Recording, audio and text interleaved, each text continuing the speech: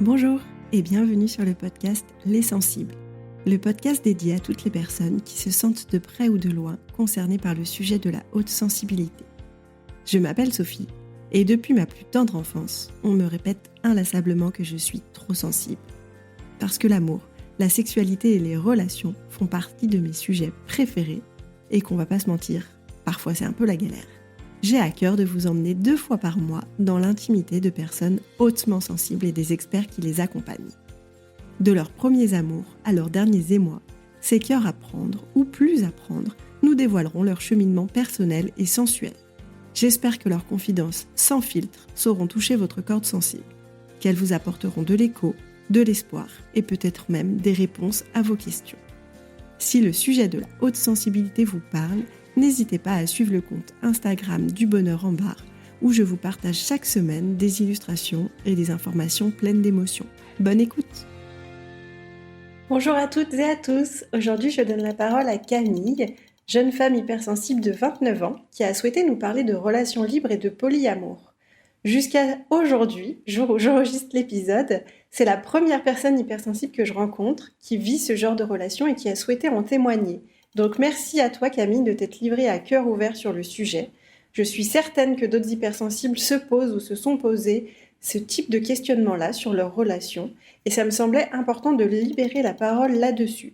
Comme je dis toujours, chaque sensibilité a son propre mode d'emploi, le tout est de le trouver.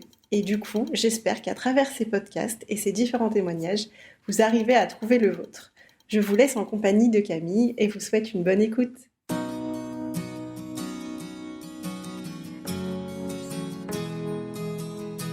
Bonjour Camille. Bonjour Sophie. Je suis ravie de te recevoir aujourd'hui sur le podcast. Et du coup, pour commencer, je vais te laisser te présenter comme tu le souhaites. Ravie moi aussi de faire ce podcast avec toi.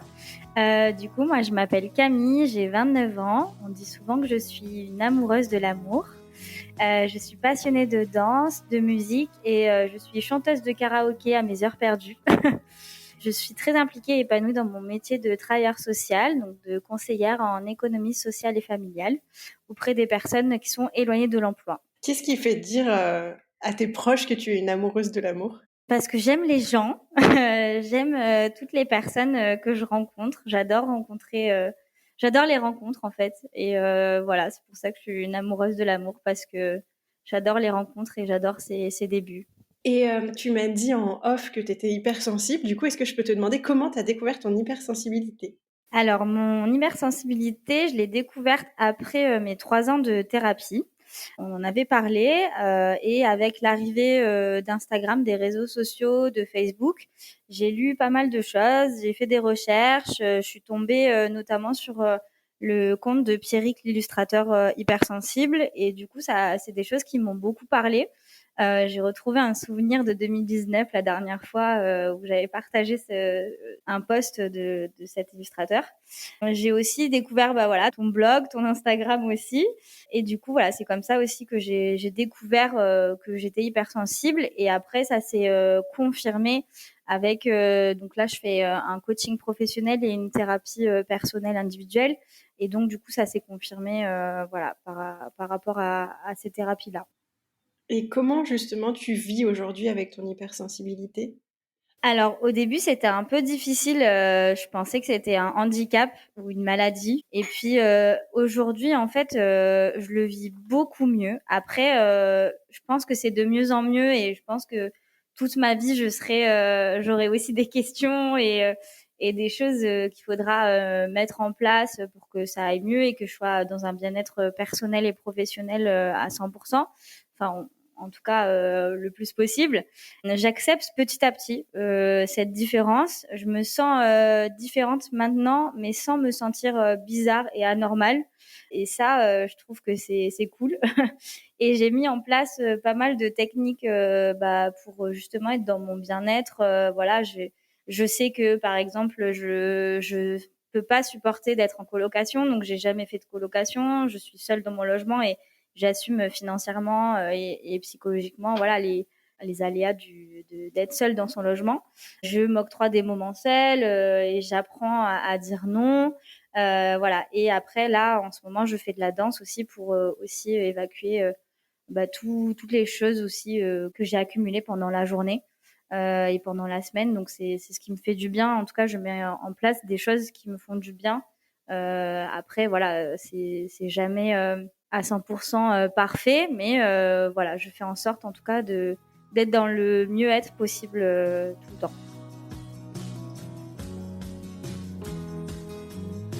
Et du coup, comme tu nous as dit que tu aimais l'amour, moi j'ai envie de te faire parler de ton parcours amoureux. Alors, mon parcours amoureux, il a débuté du coup quand j'avais 15 ans. Voilà, c'était ma première fois. J'ai rencontré un jeune homme. Ça, c'est important de le préciser parce que je vais en parler peut-être après de ce même jeune homme. Voilà, j'avais tout le temps des petites relations. J'ai eu quelques relations de quelques mois qui se sont terminées par souvent des personnes qui me quittaient, voilà, qui mettaient fin à notre relation. Donc c'était des relations pour moi d'adolescente où j'étais impliquée, mais bon voilà, c'était des petites amourettes quoi. Après, j'ai eu du coup une relation quand j'avais 20 ans de 5 ans et demi avec un mec. Du coup, où il y a eu pas mal de hauts et de bas, beaucoup de séparations. On s'est séparés 2, 3 fois pendant la relation. Et du coup, j'ai décidé de mettre fin à cette relation au bout de 5 ans et demi parce que ça n'allait pas. Parce que voilà, j'en avais marre de cette relation et je m'épanouissais pas dans cette relation. Après ça, ça a été la libération. Voilà, je me suis libérée. J'ai eu une deuxième adolescence où j'ai téléchargé les applications de rencontres. J'ai découvert justement ces applications de rencontres. Voilà, ça a été vraiment la libération. J'ai découvert aussi ma sexualité et mon corps parce que finalement, en fait, en 5 ans et demi, voilà, on faisait toujours les mêmes choses. Et puis, en fait, je connaissais pas vraiment mon corps. Donc du coup, j'ai appris aussi, j'ai découvert mon corps et j'ai appris à l'accepter. Après, j'ai eu une relation d'1 an et demi, du coup, où ça a été une relation qui était un peu fluctuante, on va dire. On a été pendant quelques mois en relation exclusive et stable. Après, je lui ai annoncé que je partais en voyage 2 mois et donc on a été en relation libre d'un commun accord pendant ces 2 mois-là de voyage pour moi. Quand je suis revenue, on a essayé de se remettre en relation exclusive, mais ça n'a pas marché. Enfin, on n'en avait pas envie et du coup, on s'est mis en relation libre et c'est là où j'ai découvert aussi ma bisexualité. Donc, j'ai eu une relation en même temps avec une fille et voilà. Du coup, on avait cette relation libre où moi j'avais cette relation avec cette fille et lui il avait d'autres relations qui étaient purement sexuelles avec d'autres filles.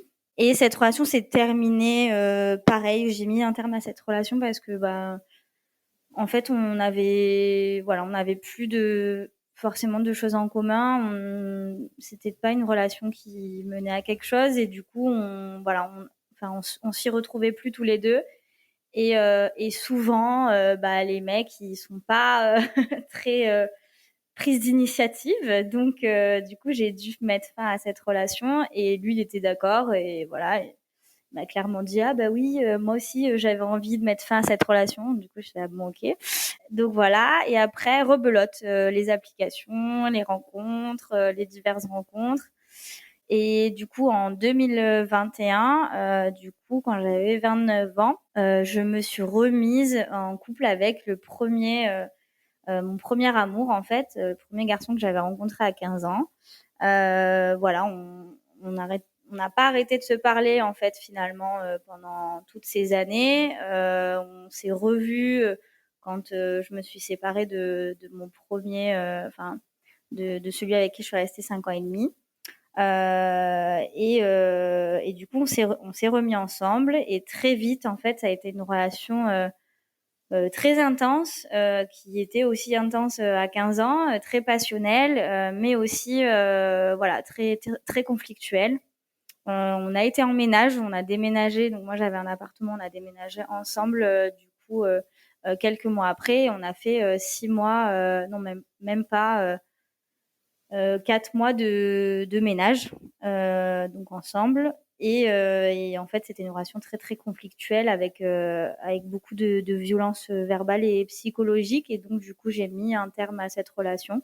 Je suis partie en juillet 2022. Voilà. Et depuis, j'ai déménagé.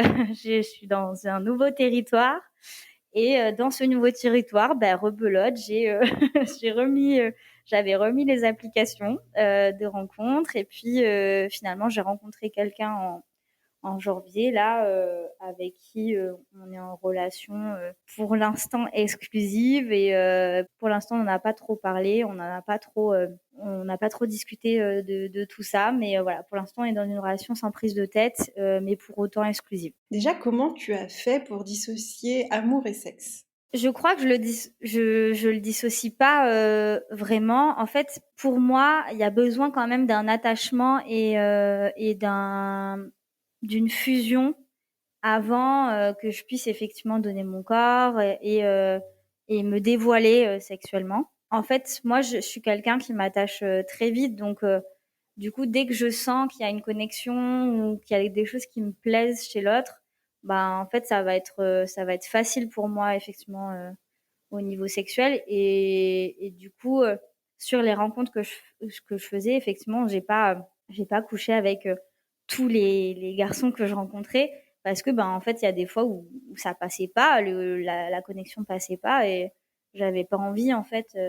Et pour autant, il y a des garçons avec qui c'est passé le premier jour et j'ai pas eu de mal à faire l'amour le premier soir avec quelqu'un.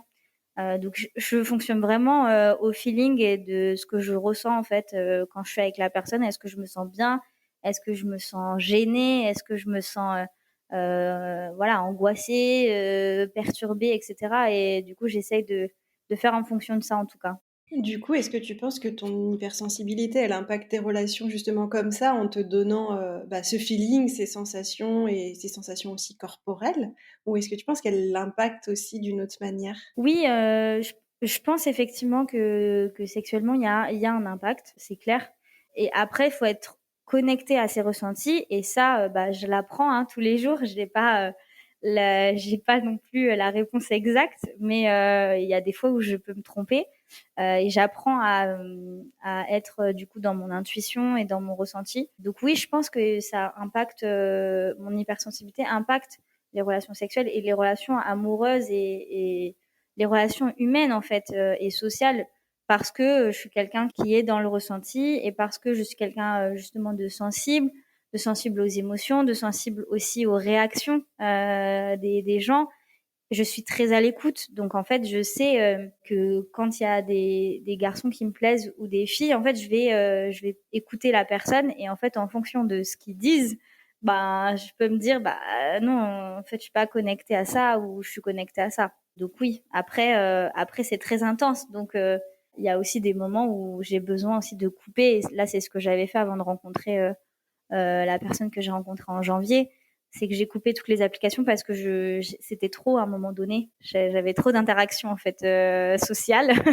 Et du coup, je me disais non, mais en fait, il faut que tu te calmes à un moment donné parce que c'est trop, il y a trop d'émotions, il y a trop de ressentis et voilà, faut faire une petite pause quoi.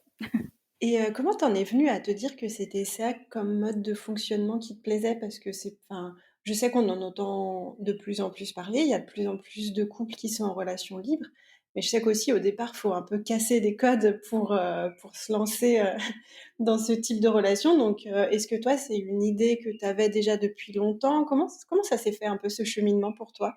En fait, je dirais que après la relation de 5 ans et demi, là, j'ai senti une libération. Donc là, je me suis dit: «OK, bon, on va se mettre sur les applis, machin» et c'est là, en fait, où j'ai compris que j'aimais bien, en fait, ce genre de rencontres et que en fait, finalement, je méprenais un peu des garçons que je rencontrais, et que en fait, c'est ce que je disais à mes copines: «Mais je les aime tous, en fait» et en fait, non, enfin, peut-être que c'était pas de l'amour et c'était de l'attachement, mais en tout cas, j'ai beaucoup apprécié ces relations-là et c'était pas des relations en une fois. C'était des relations qui duraient dans le temps, en fait. Donc j'étais un peu fidèle à eux dans le temps, dans ma relation libre en fait. Et donc c'est vraiment à partir de ce moment-là où je me suis dit bah en fait il y a peut-être quelque chose que j'ai envie d'être en termes de relation et qui est pas de la relation comme on voit effectivement et de la relation comment on peut dire normalisée on va dire. Et du coup c'est à ce moment-là. Après j'ai rencontré du coup le garçon avec qui je suis restée 1 an et demi. Et lui, il était dans une relation pendant 8 ans avec une femme. Il avait une petite fille. Donc, il n'était pas trop dans ce type de la relation libre, mais il a trompé son ex. Pendant 8 ans, il a trompé en fait, avec plein de personnes différentes. Et donc, du coup, je pense qu'il y a un truc aussi où on s'est dit, bah, ok, bah, toi, tu as trompé ta copine pendant 8 ans. Moi, du coup, je sors d'une période où j'ai été libre de faire ce que j'avais envie de faire avec qui j'avais envie d'être. Donc, on a essayé quand même la relation exclusive. Quand je suis partie en voyage, bon, bah, je lui ai dit, bah, écoute, on fait carte blanche. Moi, je suis en voyage pendant 2 mois. En vrai, j'ai pas envie de me frustrer si je rencontre quelqu'un là-bas. J'ai pas envie de te frustrer si toi, tu rencontres des gens et si tu as des besoins soit que ce soit purement sexuel ou des besoins affectifs. Et donc, on a fait ça pendant 2 mois. Du coup, on a fait ça. Moi, j'ai absolument rien fait en voyage parce que j'étais dans mon voyage et que, en vrai, j'en avais pas envie. J'ai rencontré des garçons, mais voilà, c'est pas aller plus loin que ça. Et lui, par contre, je sais qu'il a couché avec plusieurs filles. Et quand je suis revenue, bah, du coup, on en a discuté. Enfin, moi, je lui ai juste posé la question, voilà, est-ce que tu as profité Il m'a dit oui. Moi, je lui ai dit bah non, parce que c'était mon voyage. Et en fait, j'étais OK avec ça. Et tout était OK. Émotionnellement, ça n'a pas été dur pour toi d'entendre ça. Non, pas du tout. Mais je trouve ça incroyable et je suis contente que tu le dises parce qu'il y a tellement de gens qui me disent, comme des fois je dis que j'allais faire un podcast sur la relation libre et j'en ai fait un qui va sortir bientôt. Du coup, bah voilà, j'aime bien aussi demander à d'autres hypersensibles un peu les questions qu'elles aimeraient te poser. Il y en a beaucoup qui me disent, mais c'est pas possible. Et du coup, je suis contente que tu dises, bah moi, ça m'a pas fait grand-chose et au contraire, je comprends. Bah oui. Et en fait, moi, je suis quelqu'un de censément pas du tout jalouse ni possessive en fait. J'ai jamais été comme ça et je veux pas l'être et du coup, je suis pas même quand je suis avec quelqu'un d'exclusif, en fait, je m'en fous qu'il parle avec quelqu'un d'autre et en fait, j'ai aussi appris parce que moi, pendant mes 5 ans et demi de relation, en vrai, j'ai flirté avec deux garçons. Et je suis jamais allée au-delà du flirt, mais j'ai quand même flirté avec ces deux garçons. Et mon copain de l'époque, on en a reparlé d'ailleurs récemment. Lui, il a fait plein de soirées et il a été en voyage, voilà, en Espagne, dans les boîtes de nuit et tout ça avec ses potes. Donc où ses potes ont trompé leur meuf et pratiquement tous. Et moi, j'étais à 150% sûre qu'il ne m'avait jamais trompé. Il ne m'a jamais trompé. Mais je suis sûre effectivement qu'il a peut-être flirté avec des filles et ça, en fait, je m'en fous parce que voilà, là, on était sur une relation exclusive, donc du coup, voilà, on s'est pas trompé mutuellement. Et le flirt, après, ça dépend aussi. Je pense en termes de relation libre, il y a aussi une question de c'est quoi tes limites? C'est quoi les limites que tu fixes dans ton couple sur la relation libre et sur la relation exclusive? Est-ce que tes limites, c'est le flirt? Est-ce que rien que de parler à quelqu'un ou de faire la bise à une fille, c'est du flirt ou c'est une limite voilà, dans ton couple? Oui ou non? Et en fait, je pense que c'est juste une question de ça, en fait, une question de communication, de c'est quoi tes limites. Et en fait, moi, j'ai pu le découvrir et l'expérimenter avec justement la personne avec qui je suis restée 1 an et demi. On était en relation libre par la suite parce que du coup, j'ai rencontré une fille et je lui ai dit, en fait, j'ai rencontré une fille et en vrai, elle me plaît en fait. Donc ça, c'était la première étape. La deuxième étape, c'est qu'on a fait une soirée, donc c'était une fille de mon travail, et on a fait une soirée au travail, et du coup, on s'est embrassé avec cette fille. Et donc, le week-end, j'en ai parlé justement à mon ex. Je lui ai dit, voilà, en fait, on s'est embrassé. Et du coup, il m'a dit, ok, bah, il me dit, ça me fait bizarre que tu me dises ça, et je t'avoue que je suis un peu choquée, etc. Mais du coup, tu veux quoi? Tu veux quoi pour la suite? Est-ce que tu as envie de continuer avec elle? Et du coup, je lui ai dit oui, moi j'ai envie de continuer. J'ai envie voilà, d'expérimenter aussi. Et il me dit ok, bah fais ça en fait. Et il m'a dit je serai jamais un poids pour la découverte de ton corps et de ta sexualité, de voilà, tes relations. Il m'a dit si tu as envie de faire ça, ok. Moi je suis ok. Par contre, effectivement, en parallèle, bah lui, il avait le droit d'aller voir d'autres filles. Et lui, effectivement, il voyait pas d'autres mecs en inversement, mais il avait le droit d'aller voir d'autres filles et moi, ça me dérangeait pas. Et effectivement, on Bah, en a cela dit, s'il voulait aller voir un garçon, toi, ça te gênait pas non plus? pas du tout, mais bon, lui, il est pas très ouvert à ces pratiques. Mais du coup, voilà, on en a parlé comme ça et puis ça a été comme ça. Et pour le coup, à la fin de notre relation, j'avais terminé la relation avec la fille et du coup, j'ai vu un gars que j'avais vu déjà auparavant et j'ai revu ce gars-là et voilà, on est resté en lien et après la relation s'est terminée, on s'est quitté. Mais je pense qu'effectivement, c'est juste une question de communication. Et bien sûr que là, sur la relation que j'ai eue avec mon premier amour, je savais dès le début, et c'est peut-être aussi ça qui a fait que ça n'a pas marché, je savais dès le début que lui n'était pas du tout ouvert à la non-exclusivité, à la relation libre, à tout ça en fait. Il n'était pas du tout ouvert à ça et il me connaissait en tant que gamine de 15 ans et je pense qu'il pensait effectivement me retrouver telle quelle, ce qui n'était pas le cas. Il a découvert effectivement par la suite, et c'est quelque chose qui le dérangeait énormément. Mon passé amoureux et relationnel, c'est quelque chose qui était tabou en fait. Je ne pouvais pas en parler ou quand j'en parlais, je savais que en fait, il n'était pas du tout ouvert. Il était même choqué et il m'a dévalorisé par rapport à ça. Il avait peur. Il avait peur. À chaque fois que je parlais avec quelqu'un, il croyait que j'allais tout de suite entamer une relation. Alors que bon, c'était pas le cas, quoi. Donc voilà, c'est vraiment une question, je pense, de limite et de personnes. Et bien sûr qu'on n'est pas tous, on n'est pas tous logés à la même enseigne. On n'est pas tous prêts à être en relation libre. On n'est pas tous prêts à accepter ça de l'autre personne avec qui on est. Et aussi, je pense, parce qu'on est dans un système aussi, certains sont dans un système d'appartenance, en fait. Moi, personne ne m'appartient et j'appartiens à personne. Quand tu te dis ça, ben en fait, oui, tu peux faire ce que tu veux. Après, bien sûr, en communiquant. Si on a mis au début la base de on est en relation libre ou on est en relation exclusive, bah bien sûr que je vais pas aller voir ailleurs. Ou en tout cas, je vais en parler avant enfin, si j'en ai envie, je vais t'en parler parce que c'est important et que c'est important de pas blesser aussi l'autre, quoi. En fait, de ce que j'entends, et c'est là où je retrouve beaucoup les valeurs de l'hypersensible, c'est qu'il y a énormément de confiance et de communication et de transparence derrière ça, en fait. Ouais. Oui, c'est ça, en fait.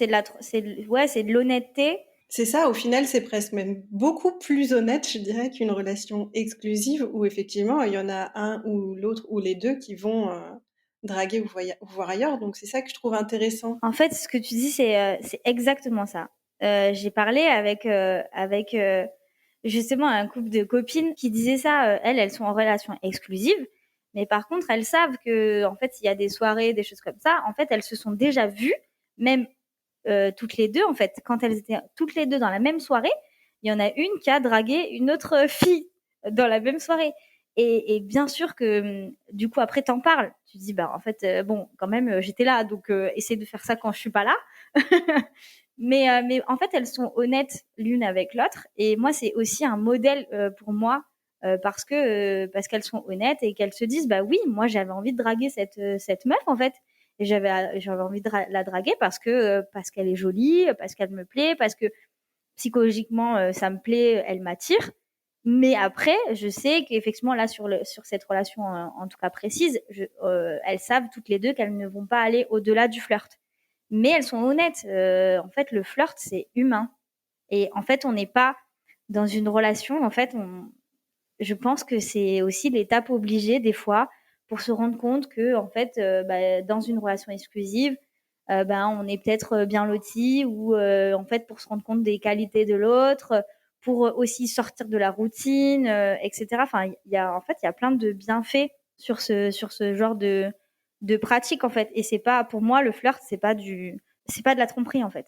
C'est pas parce que tu flirtes avec quelqu'un que tu trompes la personne. T'as juste envie de parler avec une autre personne et c'est ok en fait. Oui, c'est ce que tu disais, c'est comme mettre au départ chacun ses propres limites. Si pour vous ou pour toi, parce que pour le moment on va parler pour toi, le flirt c'est pas une limite, bah dans ce cas-là, effectivement, c'est hyper OK. Par contre, tu as dit un truc, du coup j'ai envie de revenir dessus, tu as dit enfin il y en a une qui a dragué une autre personne dans la même soirée, mais devant la personne avec qui il était.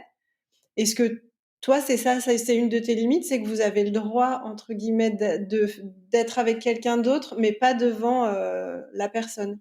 Je trouve ça gênant et pour la personne et en fait pour les deux personnes en fait c'est gênant parce que l'autre Pour les deux personne ou pour les trois? Parce que du coup, pour les il y a... trois ouais Ouais, oui c'est ça, oui pour les trois. pour les trois en vrai parce qu'il y a aussi faut pas se mentir hein, le jugement des autres et le regard des autres et que même si tu es dans une relation exclusive ou que tu sois dans une relation libre, après en vrai on n'est pas tous dans une soirée on va pas y a pas marqué sur ton front que tu es en relation libre avec cette personne. Mais ouais, je trouve ça un peu gênant sur le moment. Après en tout cas moi ça m'est jamais arrivé et j'ai jamais eu envie effectivement de draguer une autre personne pendant qu'il y avait mon mec à côté. Voilà. Et si j'en ai eu envie, en tout cas, je me suis réfrénée, quoi. Parce que je me suis dit, bah, ça se fait pas forcément pour l'autre personne, quoi. Si c'est visible, c'est compliqué. Après, t'as beau être d'accord avec ça, si c'est visible, je pense que c'est aussi un peu compliqué. Après, c'est peut-être paradoxal aussi, hein, mais Non, non, je comprends, et c'est là où je trouve intéressant, parce que pour avoir, du coup, interviewé une autre personne qui était sur le couple libre, bah, par exemple, lui, c'était pas un souci, si, en soirée, j'en sais rien, ça pouvait être dans des clubs échangistes ou quoi, bah, il voyait, enfin, la personne avec qui il était, draguer, une autre personne, voire même aller plus loin que draguer, et inversement. du coup, là, tu parles d'un autre contexte d'échangiste et de libertinage, et qui est effectivement quelque chose de contextuel. C'est pas une soirée entre potes, juste on va chiller et ça va être une soirée de crémaillère ou tu vois, c'est un truc échangiste effectivement. Je sais pas si moi je serais capable de ça, je sais pas. J'ai jamais testé. Mais est-ce que toi, avec tes mots, tu pourrais me dissocier polyamour, couple libre et justement libertinage? Mais vraiment avec tes mots et ton point de vue à toi. Alors pour moi, le polyamour et le couple libre, c'est un peu la même chose. Pourquoi? Parce que tu peux être dans des relations. Non, en vrai, non, c'est pas la même chose. Bah, en vrai, c'est intéressant que tu te poses cette question, parce que en t'entendant parler, je me suis dit, donc en fait, les personnes quand même qu'elles voient à côté de la personne, on va dire, Référent, enfin, ouais. référente, comme tu disais, c'est pas des one-shot. Donc ça veut dire que tu as quand même en tout cas, tu les apprécies. Donc est-ce qu'on parle de polyamour là-dedans ou pas? C'est ça qui est intriguant. J'ai pas la réponse. Je t'avoue, j'ai pas la réponse. Mais effectivement, sur le polyamour, si je devais dire la différence entre les trois, c'est que le polyamour, effectivement, c'est des relations. Donc tu as une relation référente et tu as plusieurs autres relations qui sont de l'ordre de l'amour. Et du coup, le polyamour avec 6 personnes, pour moi, ça pourrait être impossible ou en tout cas c'est compliqué. Déjà, 2 personnes, c'est pas mal déjà. La relation libre, c'est une relation que tu as donc avec une relation référente exclusive, mais du coup semi-exclusive puisque du coup tu vas voir ailleurs et l'autre aussi va voir ailleurs, mais du coup sur des relations soit one shot, soit des relations qui n'ont aucune entre guillemets importance, où tu vas pas t'impliquer matériellement, voilà, sentimentalement, enfin tu vas pas t'impliquer forcément qu'on s'implique sentimentalement, mais voilà, en tout cas, tu vas pas faire durer la relation pour construire quelque chose en fait. Le polyamour, pour moi, c'est deux relations que tu vas construire, et la relation libre, c'est des relations que tu as avec les autres que tu vas pas forcément construire. La relation libre, tu vas pas aller avec un mec, ça peut être un plan cul par exemple. Tu vas pas faire un voyage, tu vas pas faire un week-end. Alors que le polyamour, si tu pourrais faire des week-ends avec lui ou elle. Et le libertinage, pour moi, libertinage, en vrai, je connais pas, enfin, je sais pas trop exactement, Mais ce serait, en fait, libertinage et couple libre, pour moi, c'est un peu la même chose, quoi. C'est une question de contexte, du coup, qui change pour toi. Ouais, ouais, je pense. Moi, je me définis, en fait, bon, j'aime pas trop les cases déjà. J'aime bien être tout et son contraire, mais en tout cas, moi, je me définirais entre un polyamour et une relation libre parce qu'en fait, justement, grâce ou à cause de mon hypersensibilité, la relation libre ne marche pas, entre guillemets, puisque les relations sexuelles que j'ai au parallèle, bah, en fait, je m'attache à ces personnes parce que je les aime bien et que j'ai envie de partager des choses avec eux, etc. Donc, en fait, c'est pas vraiment une relation libre, mais en même temps, c'est pas un polyamour parce que je sais pas si je les aime vraiment. Je suis juste attachée à eux et T'as envie de vivre des moments avec eux. oui, c'est ça exactement. J'ai envie de vivre des moments et que pour autant, j'ai peut-être pas envie. Alors partir en week-end, oui, mais j'ai peut-être pas envie de faire des plans sur la comète pour se mettre en ménage, avoir une voiture ensemble ou faire des enfants, quoi. Et j'ai lu un truc, c'est ouf parce que donc c'était en 1929. Je l'ai noté parce que pour pas l'oublier. C'était en 1929, c'est Jean-Paul Sartre et Simone de Beauvoir qui ont fait il l'appelait la polyfidélité. Et en gros, ils se sont dit, bah, en fait, viens, on aime plusieurs personnes et du coup, ils ont fait ça.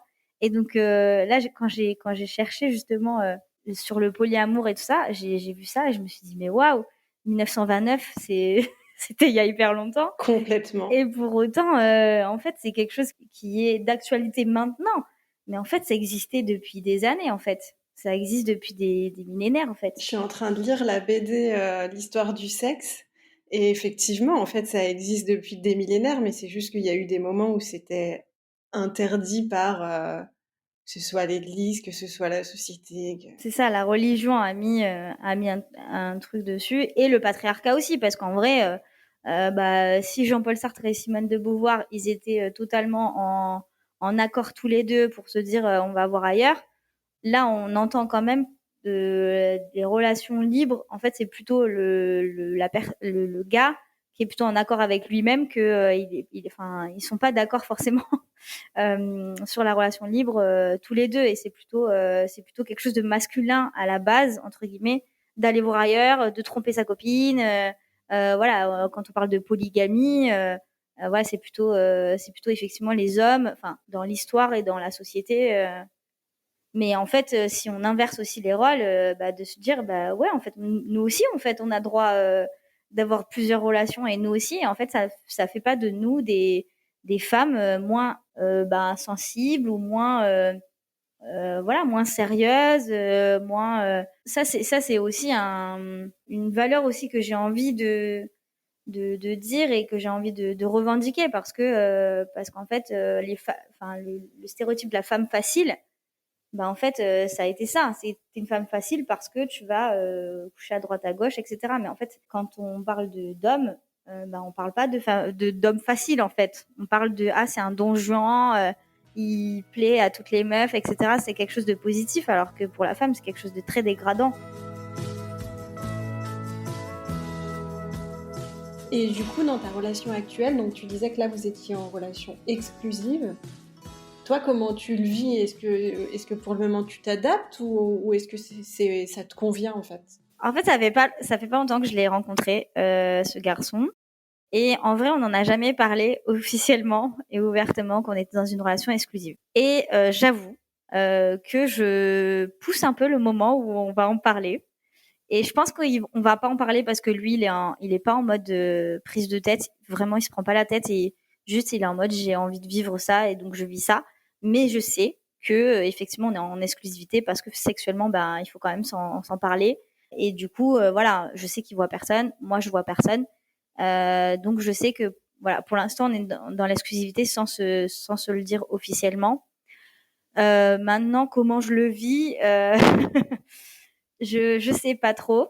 Je t'avoue que c'est un peu difficile de pouvoir lui en parler, pas parce que c'est quelqu'un de fermé, mais plutôt parce que j'ai un peu peur encore de ses réactions et que comme on n'en a jamais parlé, bah du coup, je sais pas trop comment lui aborder le sujet Et donc, il connaît pas cette facette de moi. J'avoue, il connaît pas encore cette facette de moi et je lui ai dit que peut-être prochainement, il la connaîtra.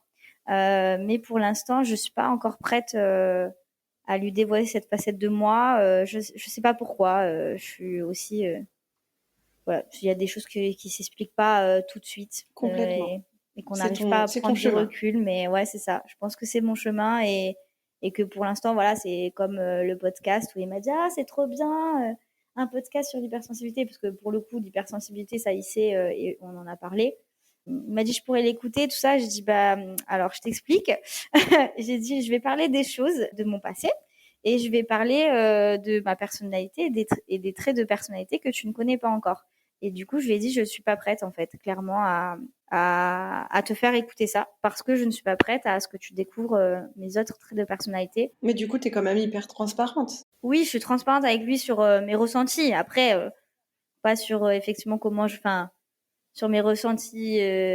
Enfin, je lui dis pas que c'est quelque chose qui me manque ou des choses comme ça, mais oui, je suis transparente avec le fait de, oui, j'ai quelque chose. Voilà, j'ai cette perte de personnalité et ce ressenti et j'ai pas pour l'instant envie de lui dévoiler. Et du coup, voilà, je lui ai dit effectivement, pour l'instant c'est mon jardin secret et peut-être que et sûrement qu'un jour, bah, je te le dévoilerai, mais pas tout de suite. Là, ça fait que quelques mois, ça fait 2 mois qu'on se côtoie.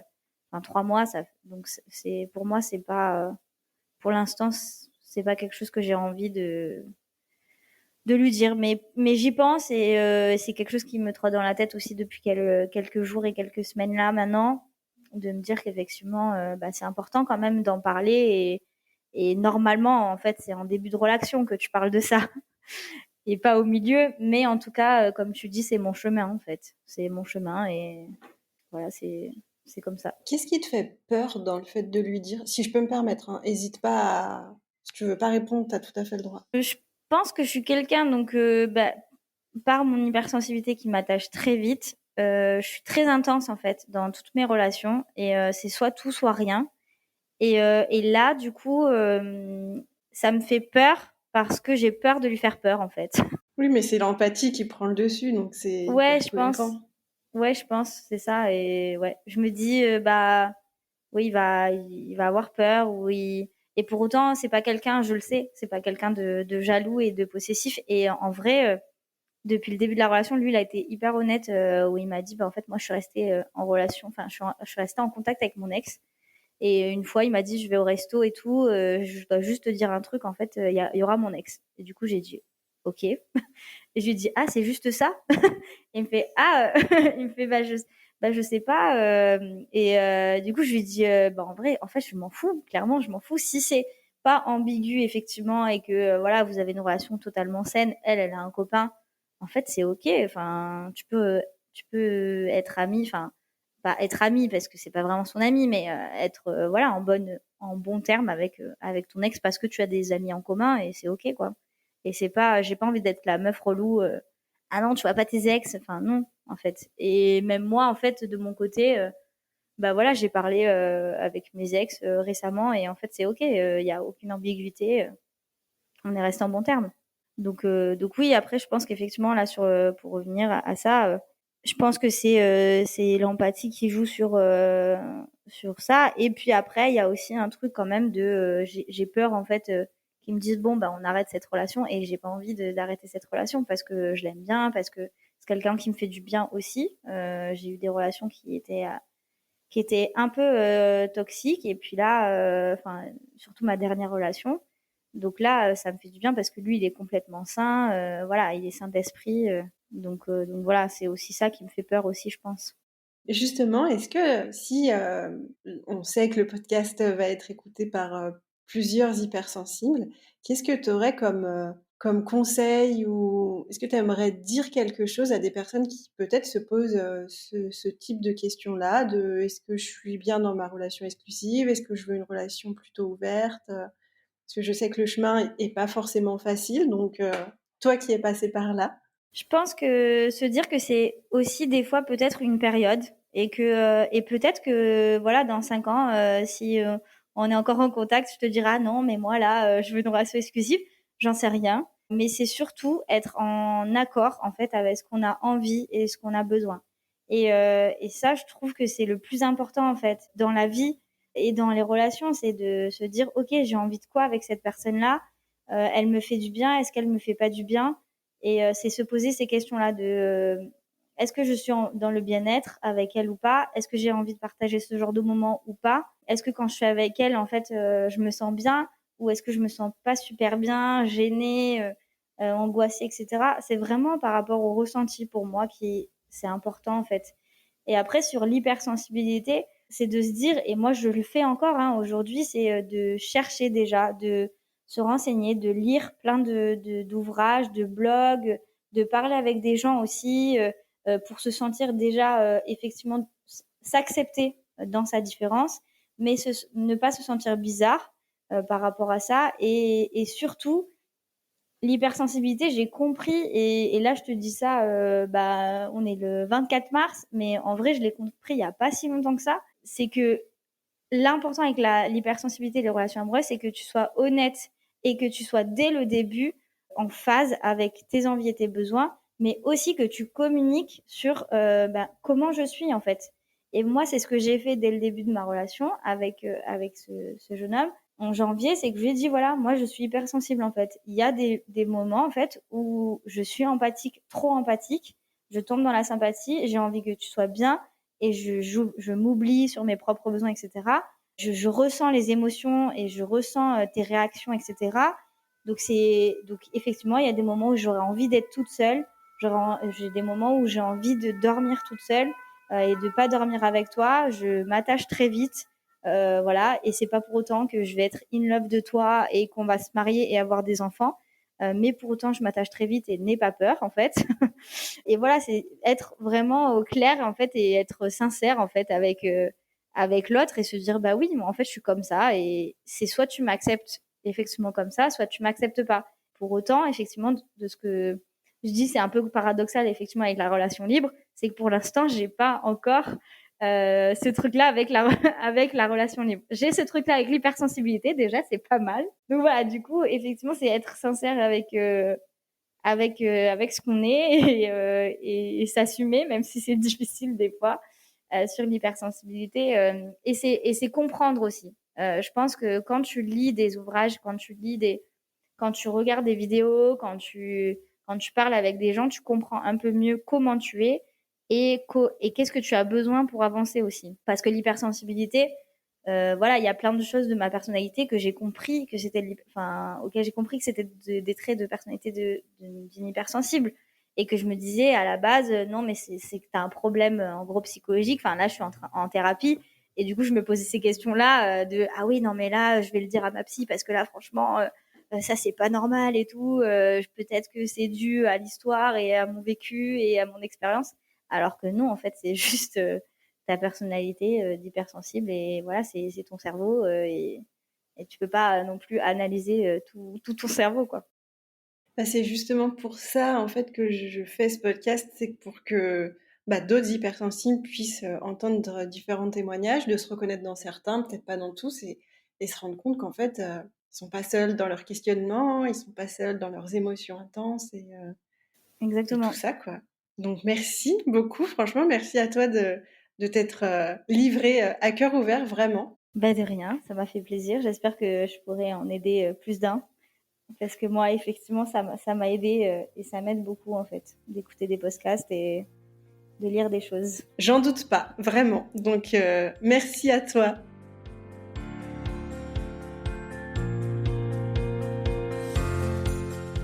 Un grand merci à vous pour votre écoute.